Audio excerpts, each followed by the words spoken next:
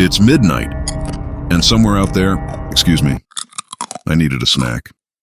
Now, where were we? Oh yes, it's midnight, and somewhere out there, someone's replying to a listing. A mirror for cheap, a vintage doll, a great deal on a used RV, innocent stuff, until it's not. These are 5 true stories of Facebook Marketplace deals that went horribly wrong, told by the people who lived them. Deals too good to be true and too terrifying to forget. These are the last 5 at midnight. Number 5. The free mirror. This happened in 2022, right after I'd gone through a bad breakup. I was living in Salem, Massachusetts, and had just moved into my first apartment alone. It was small, old, kind of drafty, but it was my fresh start. I didn't have much furniture, so I was on Facebook Marketplace constantly, looking for cheap stuff to fill the space. One night I came across a listing that felt too good to be true. Free antique mirror, must pick up tonight. It was beautiful, tall, vintage gold frame, kind of gothic looking. I messaged the seller and she responded instantly. Said it needed to be picked up before midnight, gave me an address and said she'd leave it outside the front door. The house was only about 10 minutes away. When I got there, it was dark. No porch light, no lights on inside. But the mirror was there, leaning against the front door, wrapped in a dusty white sheet. It was bigger than I expected, taller than me, and definitely heavier than it looked in the photo. I had to lay my front seat all the way back just to get it into my car. Back at my apartment, I set it up in the corner of my living room, across from the window. And honestly, it looked amazing. The frame caught the soft lamplight just right, and for a second, it made the whole room feel expensive. I even took a photo of it, proud of my free find. That night, just as I was about to fall asleep, I heard 2 soft knocks from the living room. I froze. I got up and walked into the room. Nothing looked out of place. The door was locked. Then I looked at the mirror. I saw myself standing there, but my reflection wasn't moving. It just stood still. Then slowly, very clearly, it smiled. My whole body went cold. I threw the sheet back over the mirror and backed out of the room. As I was wrapping it, I noticed something I hadn't seen before. A strange black symbol on the sheet, faint, almost burned into the fabric. I don't know what it meant, but it felt wrong. The next morning, I loaded the mirror into my car and drove it back to the address. This time in the daylight, I could see the house properly. It was abandoned. The windows were boarded up. The paint was peeling. The yard was overgrown and dead. There was no way anyone lived there. I left the mirror on the porch, still wrapped in that marked sheet, and drove home. A little while later, I checked my phone. 1 new voice message. No profile picture. No name. As soon as I pressed play, I immediately regretted it. The mirror has chosen you! You can't return it! I immediately blocked the user. A few minutes later, my phone buzzed again. It was a photo. My front door. The mirror was standing there. I ran to the door and opened it, but it was gone. All that was left was the sheet, neatly folded, the strange symbol still visible. I didn't bring it inside. I just left it there. I stepped back, locked the door, and sat on my couch with every light on. I never saw the mirror again, and I have never seen my reflection the same way, and I definitely do not smile anymore at a mirror. If you're scrolling Marketplace late at night and something seems too good to be true, especially if they want it gone before midnight, don't go. Don't message them, and whatever you do, don't bring it into your home. The mirror has chosen you! You can't return it! Number 4. Most people don't. I live in Dayton, Ohio, and in 2021, I was furnishing my home office after getting a remote job. I was on a budget and decided to check Facebook Marketplace for a rug, just something basic to go under my desk. I found one fast. It looked decent. Neutral color. $30. The seller's name was Linda R. She messaged me back saying I could come that evening and pick it up. I offered to meet somewhere public, but she said it was too bulky to move and I'd need to come to her house to get it. That should have been the red flag. But I figured, I'm 6'2", I've got a good build, and I wasn't going alone. I asked my buddy Marcus to come with me. We got there around 6 p.m. It was still light out. Quiet neighborhood. Nothing felt weird. At first, Linda answered the door, probably in her late 60s. Friendly, talkative. She invited us in, said the rug was rolled up in the basement. I wasn't thrilled about that, but Marcus shrugged and walked in, so I followed. The house was cluttered. Not dirty, just overstuffed. Boxes, papers, shelves of random things. She led us to a narrow basement door and switched on the light.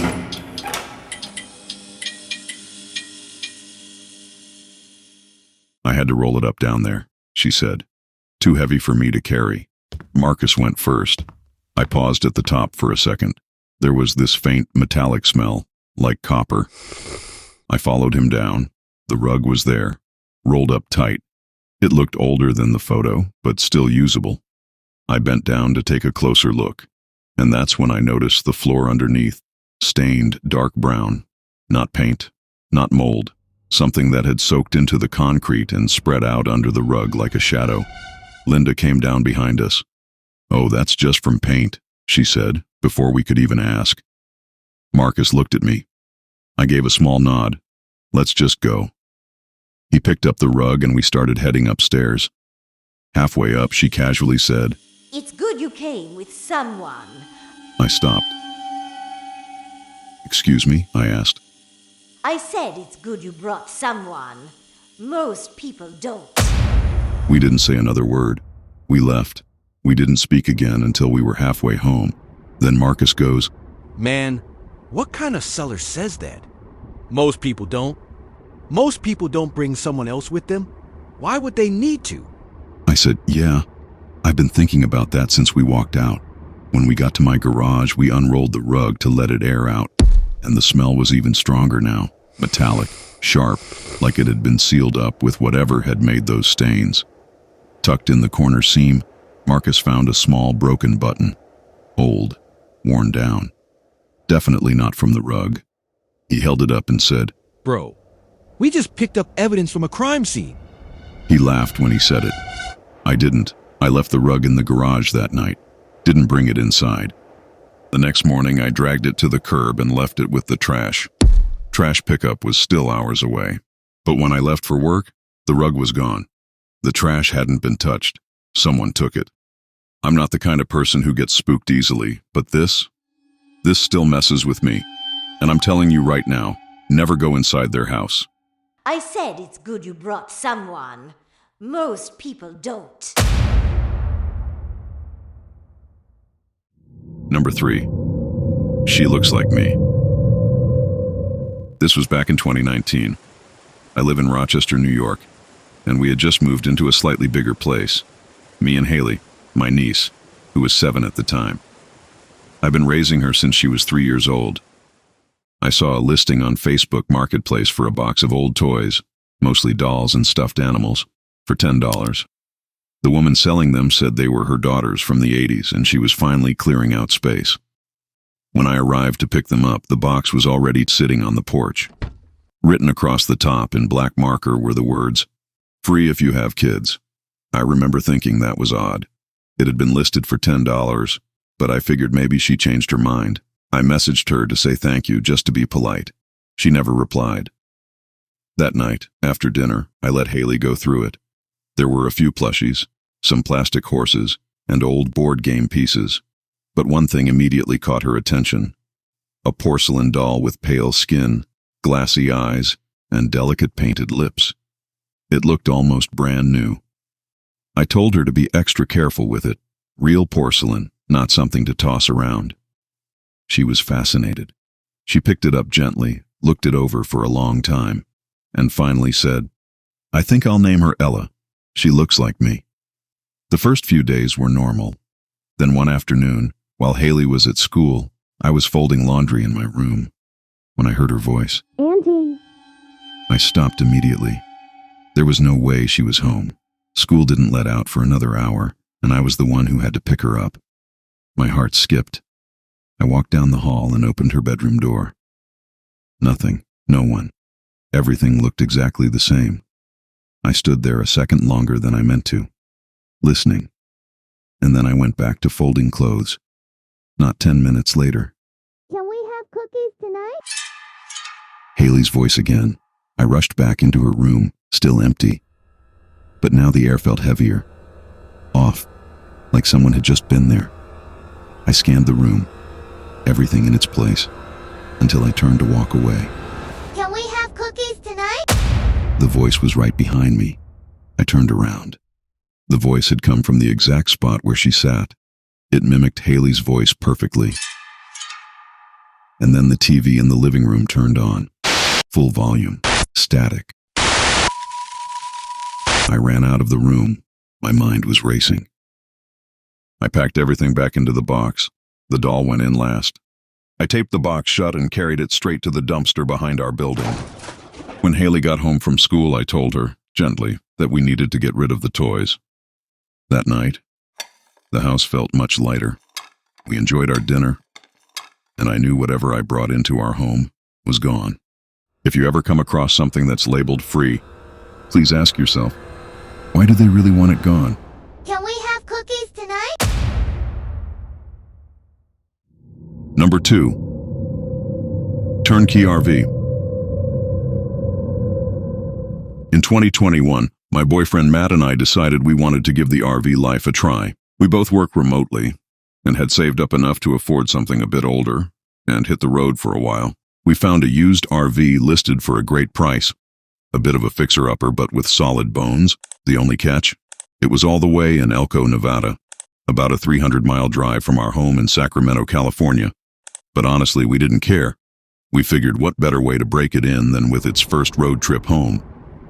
We made a weekend of it, picked up the RV in person, met the seller, gave it a quick once-over and started our drive back. Everything went smooth, and on the way home we decided to spend one night in the mountains to really test it out. Our first RV camping night. That night, we heard some weird noises underneath us, like something scuffling below the floor.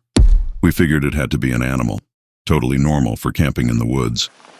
We even laughed it off, like, guess this is what RV life is all about. We were wrong. The next morning we packed up, hit the road, and made it home. We were both exhausted but happy, feeling like the trip was a success. We parked the RV in our driveway and started pulling out some of our stuff. That's when Matt noticed something. One of the large external storage compartments on the side of the RV was cracked open slightly. We hadn't checked that one during pickup, figured it was empty or just stuck. Matt went over to close it. When he opened it fully, he froze in place. Inside that storage space was a man. The second the door opened, he jumped out and bolted down the street, sprinting out of sight before either of us could react. We called the police immediately. They showed up fast. We gave them the seller's name, the address from the listing, and everything we could think of. Attention all units, be on alert. We have a code 1022. Suspect may be armed and dangerous. They told us not to contact the seller and that they'd look into it. That was over 2 years ago. We never heard anything back. The RV had a clean title and no criminal record attached to it. After taking photos, the police said legally it was ours to do what we wanted with. But we didn't renovate it. We didn't road trip. We didn't even go inside again. We sold it the next week to a scrap buyer for half of what we paid. We're just grateful we hadn't sold our house. Because after that, we will never live in an RV. Please, if you are ever going to buy an RV, check every nook, every cranny. You never know what you might overlook. Before we get to our number 1, please remember to like, subscribe, and click that notification bell for weekly updates. Number 1. Hunting for an Xbox. This happened in 2018. I was 20 years old at the time and had just moved into my first apartment. I didn't have a ton of money, so when I saw someone selling a 4K Xbox One X on Facebook Marketplace for only $200 plus 2 free games, I jumped at it. In hindsight, I jumped a little too fast. I messaged the seller, who said his name was Mike. He replied super fast, said he was selling it cheap because he was moving out of state and didn't want to drag it around. Everything looked legit. He sent pictures, showed the games, and even told me the deal was only good for tonight. Otherwise, he said he'd just take it with him when he moved. The only thing was, He worked late and asked if I could meet him at 8 p.m. He sent me an address that was a bit outside of town. I didn't think much of it. I live in Ashland, Oregon, and there are a lot of neighborhoods out near the tree line. It was now 7:20 and I was more than ready to make the commute. I grabbed the cash and left my apartment, but as I drove, it started to feel off. The turns got more rural, the streetlights disappeared, and eventually I was on a long stretch of road cutting through thick woods. I made the final turn to my right, and according to the GPS, there were just 2 miles left. In 2 miles, you will have reached your destination on the right. The road was narrow, unpaved, and covered in gravel, trees pressed in on both sides. That's when things really started to feel off. I was 2 miles from the destination when I noticed someone up ahead. He was standing off the shoulder, just outside the tree line. My headlights hit him for a second, and I saw that he was holding something, but it was too small and far away to make out. I figured maybe it was just a guy walking home from work, but then I rounded a bend and slammed on my brakes. There was a massive log across the road. It wasn't broken or fallen. It had clearly been placed there. My car couldn't go over it, and there wasn't enough room on either side to drive around. I tried to call Mike through Messenger, but the message wouldn't go through. When I checked the listing, it was gone. When I checked the profile, deleted. That's when it hit me. Whoever I was supposed to meet wasn't trying to sell me a console. They were trying to isolate me. I was alone, in the middle of nowhere, with $200 in cash in a car, and someone knew that.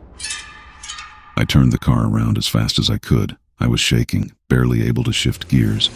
All I could think about was the man I'd seen in the trees. And just as I curved back toward the main road, he was standing in the middle of it. Closer this time, and in his hand, a knife. I didn't hesitate. I floored it. He dove out of the way at the last second and disappeared into the trees. I didn't stop driving until I was back under city lights. I went home, locked every door, and sat in silence for over an hour, just thinking about what could have happened. There's no police report, no news story, no big conclusion here. Just this is my takeaway. Every time I see a deal that looks too good to be true, I think of the man who was waiting for me at the end of that one.